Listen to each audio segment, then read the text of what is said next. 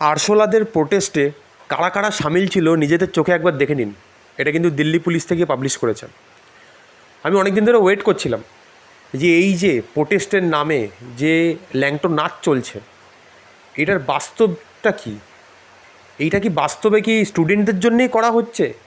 যখন এটা নিয়ে অনেকটা রিসার্চ করলাম, অনেক কিছু জানার চেষ্টা করলাম, তখন গিয়ে বুঝলাম যে এইটা কোনো দিন স্টুডেন্টদের জন্য ছিলই না। স্টুডেন্টদের ইমোশান নিয়ে এখানে টোটালি খেলা চলেছে, জাস্ট একটা পলিটিক্যাল এজেন্ডা চলেছে। আমি এটা বলছি, অনেক প্রুফ আছে আমার কাছে, অনেক এভিডেন্স আছে, তারপরেই বলছি। তারপরেও কারো যদি মনে হয় আমি ভুল বলছি, আমাকে প্রুফ সহ বলবেন। এখানে আশা করি আর কারো বুঝতে বাকি নেই যে এটা পুরোপুরি পলিটিক্যাল একটা এজেন্ডা। এখানে স্টুডেন্ট শুধু নামেই ছিল, কিন্তু আমি আজকে ভিডিওটা সিজিপি, ওই দীপকে, কাউকে ওসব নিয়ে বলবো না, কারণ এটা অলরেডি বাংলার বুকেও এই জিনিসটা চালু হয়ে গেছে, যেটা কিন্তু খুব ডেঞ্জারাস। যারা যারা ইউথ আছে তাদের ব্রেন ওয়াশ খুব স্ট্র্যাটেজিক্যালিভাবে করা হচ্ছে। স্টুডেন্টদের, ইউথদের বিশেষ করে, যারা এসব সম্পর্কে জানে না, যারা একটুখানি দুটো তিনটে ভিডিও দেখলেই ওরা বুঝে যাচ্ছে যে হ্যাঁ এটাই মনে হয় সত্যি, এটা বিশেষ করে তাদের জন্য আমি বানাচ্ছি। তোমরা যদি মনে করো যে তোমরা এই প্রোটেস্টের মধ্যে সামিল হতে চাও তো হও, আমি তোমাদের কোনোদিন বারণ করবো না। কিন্তু একটাই কথা বলবো, চারিদিক কী হচ্ছে প্লিজ একটু ভালো করে দেখো, ভালো করে তদন্ত নিও, সবাই বুদ্ধিমান একটু হওয়ার চেষ্টা করো। কেউ সামান্য দুটো তিনটে ইউটিউব সোশ্যাল মিডিয়ায় ভিডিও দেখেই ম্যানিপুলেট হয়ে যেও না। ভালো করে রিসার্চ করো, কত এনজিওর থেকে, কত বিদেশ থেকে হাজার হাজার টাকা ফান্ডিং হচ্ছে এর মধ্যে। এটা কিন্তু পুরোপুরি একটা পলিটিক্যাল এজেন্ডা চলছে, তোমাদের ইউজ করা হচ্ছে। এইবার তোমাদের কিছু জিনিস বলি, এই যারা যারা এখানে সামিল হচ্ছে, এবং দেখো মাথারা কিন্তু বেঁচে যাবে, যারা মাথা আছে তারা কিন্তু সাইড কেটে যাচ্ছে, তাদের কিচ্ছু হবে না, তোমাদের ক্যারিয়ারটা শেষ হয়ে যাবে। কারণ তোমরা যখন এখানে প্রোটেস্টে যাবে, ওরা তোমাদের উস্কানি দেবে, আর তোমরা সেই উস্কানিতে গিয়ে যখন কোনো স্টেপ নেবে, তখন কিন্তু তোমাদের কিন্তু পুরো কেরিয়ারের বাস লেগে যাবে। আমি হয়তো একটু খারাপ ভাষা ইউজ করছি, কিন্তু এটাই বাস্তব। তোমাদের ফেস সব কিছু স্ক্যানিং হয়ে সঙ্গে সঙ্গে তোমাদের ডিটেলস কিন্তু চলে আসছে সব কিছু।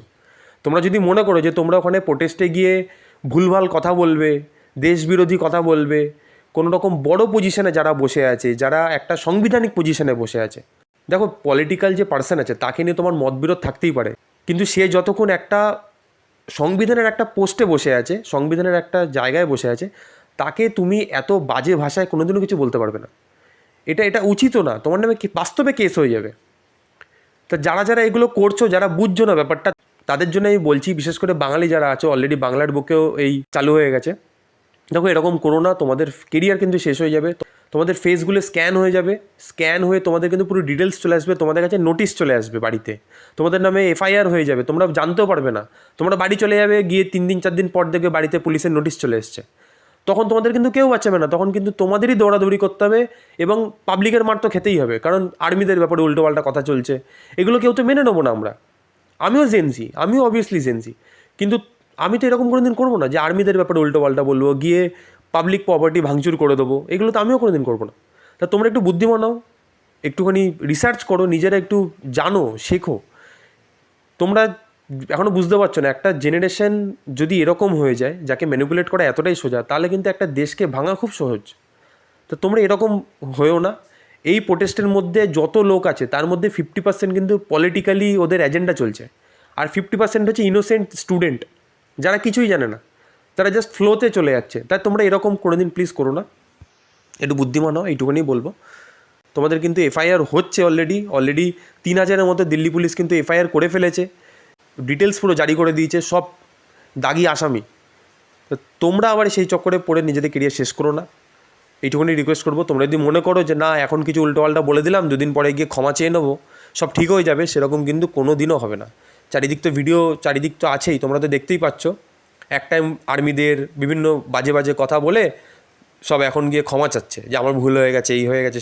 ওরকম ক্ষমায় কিচ্ছু কাজ হবে না, কোর্ট থেকে কিন্তু ক্লিয়ার অর্ডার আছে যে যারা যারা এরকম ভুলভাল কথা বলেছে, যারা যারা দাঙ্গা করেছে, তাদের নামে ক্লিয়ারভাবে কিন্তু এফআইআর হয়ে ট্রায়াল চলবে, তাদের কোনো রকম ওই এফআইআর কিচ্ছু উঠবে না।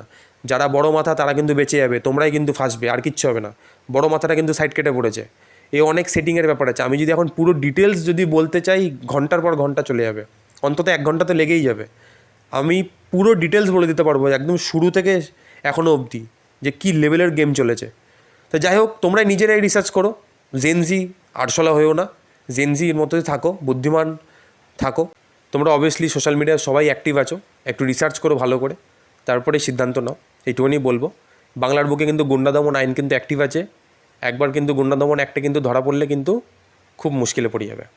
তো আজকের জন্য এইটুকুনি বলবো, ইউথদের বিশেষ করে।